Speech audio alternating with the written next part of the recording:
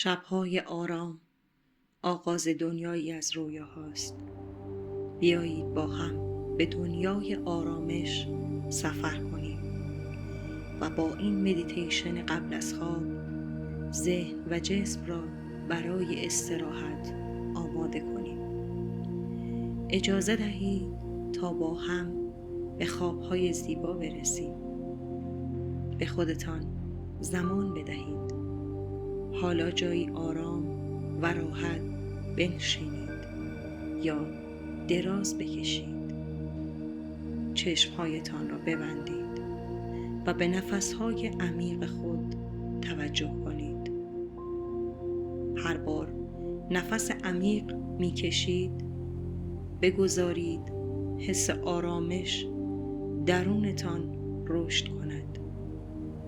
همینطور که با هر نفسی به آرامش میرسید، تصور کنید در یک جنگل زیبا و ساکت هستید. درختان بلند و سرسبز در اطراف شما قرار دارند و صدای ملایم وزش باد در میان برگها به گوش میرسد. این طبیعت عمیقاً به شما احساس آرامش میدهد.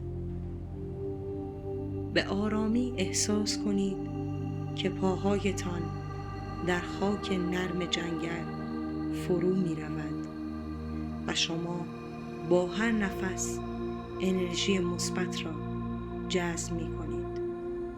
هر تنش، نگرانی یا استرسی که دلتان را درگیر کرده به آرامی از بدن شما خارج می شود و در طبیعت از بین می رود. هنگامی که در این آرامش عمیق غوطه‌ور می شوید، به زیبایی شب نگاه کنید.